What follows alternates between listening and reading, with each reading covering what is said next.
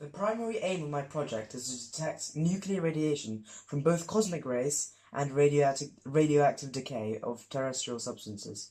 Then my secondary goal is to automatically classify and count the various elementary particles detected using advanced machine learning. I have detected individual fast-moving nuclei by setting up a Peltier-cooled cloud chamber with an electric field, creating an electrostatic field across the jar.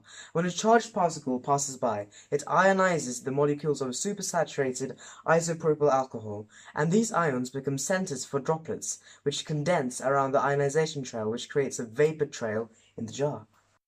In order to make a supersaturated solution, we have to establish a temperature gradient going down to at least minus 30 degrees Celsius. This is achieved by a Peltier cooler.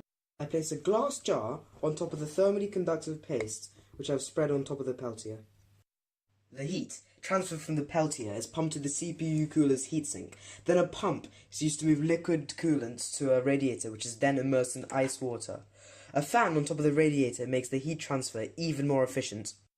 Here, I have a piece of uranium ore called pitchblende, in which the uranium atoms undergo radioactive decay and emit alpha particles, which are helium nuclei. I pour isopropyl alcohol into a felt material on the underside of the cloud chamber's lid. Apply an electrostatic field to the jar, with the positive on top and the negative on the bottom.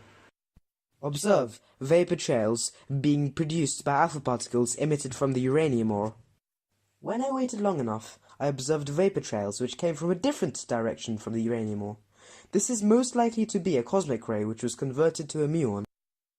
For my extended project, I've connected a webcam which observes the vapor trails. The next step I will be doing is feeding the webcam images to a neural network. Using machine learning, the AI will analyze and classify the particles as alpha or beta particles.